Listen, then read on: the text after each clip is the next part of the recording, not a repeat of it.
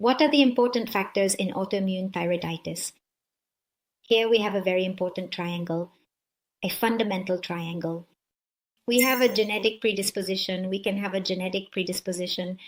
We may not have any relatives with known thyroid issues. Notice how this goes unnoticed in many people. They may have had hypothyroidism and we don't know it, people with depression, people diagnosed or not with many pathologies, but they had an underlying thyroid condition. We can have a genetic predisposition, and in most cases, we have an underlying intestinal permeability. We have already talked about intestinal permeability in the master's program. They have already discussed dysbiosis, permeability, and how it is a fundamental pillar in all autoimmune diseases because it allows a lot of toxins and things that should not be absorbed to seep through and be absorbed, keeping the immune system in a state of alert where it can attack any part of our body. In this case, the target is the thyroid. So, what triggers that self-attack, that autoimmune reaction? It is caused by what we call trigger factors, infectious agents. We will see which ones shortly, especially heavy metals, particularly mercury. Halogens, which we will also see now, are the ones that are halogens. Vitamin D deficiency can predispose to autoimmunity, and this is very important. All the tests we see every day show that we are full of vitamin D deficiency. We have vitamin D levels of 10. I have seen some of 15, of 20, many, between 20 and 30, many. Well, from 30, we should be grateful that they are super good for what there is, but very below 20, a lot. And we can have an optimal vitamin D level between 60 and 70 for autoimmune diseases, which we do not easily reach. These days, a patient told me that the doctor had seen him because they are already measuring it in the tests here in Spain.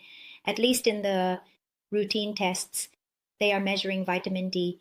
But the doctor had told him no, that the laboratory standards had changed, and that's why everyone was getting low results, because he said that all the patients were getting low results and that it was because the laboratory ranges had changed, and that's why everything was coming out low due to numerical issues. Well, hormonal factors, other very important hormonal factors, emotional factors and stress. Now we will see why. Medications that can also predispose to this and the alteration in iodine. We will delve deeply into each of these factors right now. And we will start then with infectious agents. Among the infectious agents, the Epstein-Barr virus is very important. The Epstein-Barr virus, cytomegalovirus, slow viruses, viruses that infiltrate, make no noise, often stop like it's a flu, like it's a common cold. They activate suddenly, the lymph nodes grow, the submandibular adenopathies here, but nothing happens and it goes unnoticed. But if we measure levels of immunoglobulin G, levels of antibodies against the Epstein-Barr virus and cytomegalovirus, we find them high. That means there is still presence of these viruses. It activates our body and activates the immune system, just as Borrelia, Yersinia, 2009, Clostridium, and parvovirus can activate it, which are rare viruses but can occur. Other rare viruses like BCH, and there is less data, but there is information about Toxoplasma gondii, Treponema pallidum, and Candida albicans.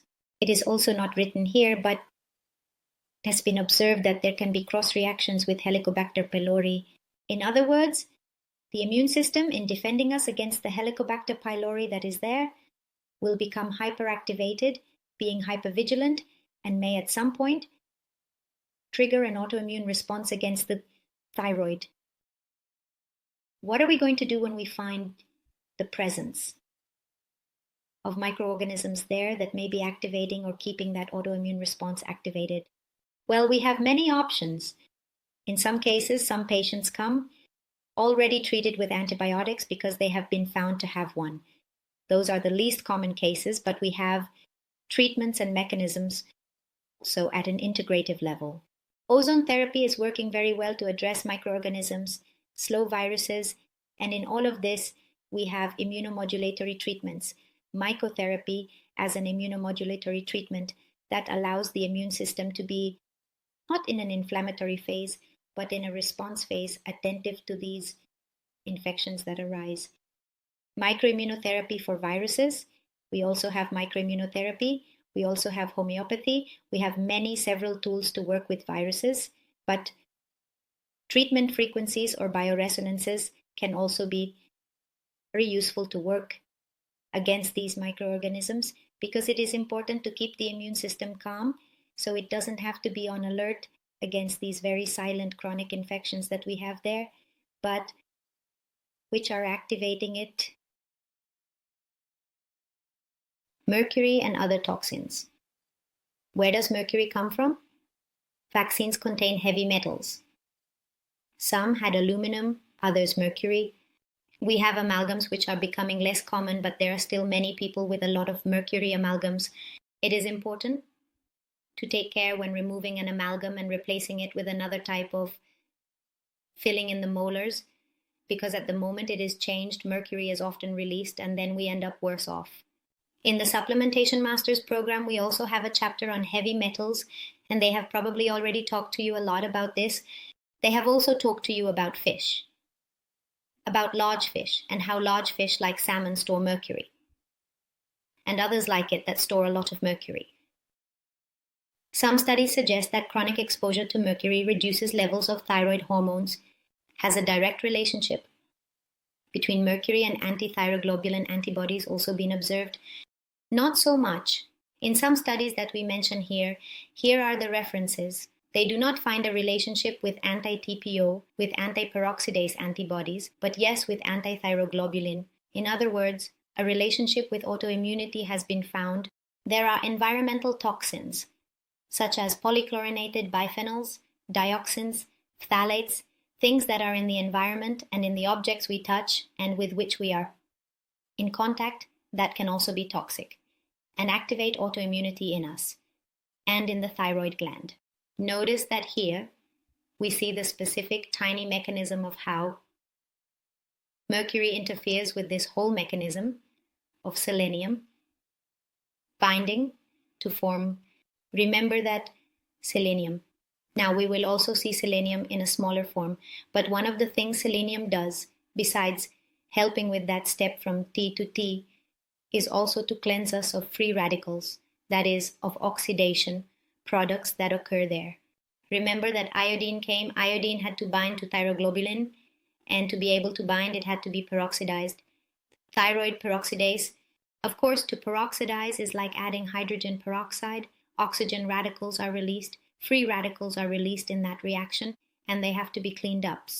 Someone has to come and clean those radicals, those that are formed there. And selenium is one of the cleaners of free radicals there, fundamental. Glutathione, which is one of the byproducts formed when having selenium and all that, cleans that peroxidation. So if mercury comes and binds to selenium, preventing the formation of a molecule called selenocysteine, and then selenium can no longer perform its function of going to clean those free radicals. Not only can it not go to clean those free radicals, but it also gets into neuronal lysosomes. Selenium bound to mercury, selenium binds to mercury, becomes inactive to perform its function of cleaning oxygen, and gets bound to mercury in neuronal lysosomes. Dangerous, very dangerous. So, high doses of mercury are important to measure. It is important to control those mercury levels as well, to remove amalgams with all necessary precautionary measures so that mercury does not cause more harm when released from the amalgams. Reduce the intake of blue fish, things like chlorella, like cilantro, as you have already seen in the chapter on heavy metals. Very important here. Another of the predisposing factors, another of those triggering factors within autoimmune thyroiditis are halogens. Halogens are found in the periodic table, the entire line of halogens. Some are chlorine, bromine, and fluoride. What do? They occupy binding sites that were designated for iodine, and then they make it toxic even in therapeutic amounts. So they make that iodine toxic where we have fluoride available in abundance. In toothpaste, in dental creams, there we have the most wonderful and wide range of fluoridated dental creams. And then I remember that in school, when I was in school, they had very good, wonderful fluoride campaigns to take care of our teeth, to take care of our dental health, to protect our enamel from everything. But we would swallow that fluoride. I remember that we would do this. A lot of it would go away. It tasted horrible. Well, we must have fluoride up to the top. My thyroid is probably starting to get damaged. Well, we have chlorine in pools in many places. We have chlorine, but be careful with fluoride above all. These days, I had a family where the dad and mom have very symptomatic thyroid problems. And the girl has a very big dentin problem. So the girl has been prescribed a lot of fluoride for her little teeth to take care of that. But of course, children swallow a lot of fluoride. We swallowed a lot when we were kids. So we had to find another mechanism to protect her teeth, to help her enamel without that fluoride being absorbed by the body. Because it is possible, very possible, that this girl will have thyroid problems when she grows up. And if we give her toxic iodine, we will have many problems. Vitamin D deficiency. We have talked about it a lot. They will talk about it, and we'll continue to see it throughout the master's program. Vitamin D has impressive actions at all levels. We keep discovering more things that it does. It is no longer being referred to as a vitamin, and it is starting to be considered a functional hormone. What vitamin D does is impressive. There is increasing evidence that low levels of vitamin D correspond to autoimmune problems. Specific studies have shown the reduction of anti-TPO after treatment with vitamin D, how autoantibodies decrease. In several studies, it is reported that there are no changes in TSH, but there are in free T4, and it is unknown if the improvement is solely attributable to replenishing the deficiency. However, there is a significant change with vitamin D. Here we have the sun, the largest source of vitamin D. Unfortunately, to avoid skin cancer, we are not exposing ourselves to the sun directly and are missing out on vitamin D. Additionally, in countries where we do not have the opportunity to be in the sun all the time, we have less vitamin D storage, meaning it is one of the nutrients we need to supplement the most. And here, this is often for life, but it is a safeguard for many things.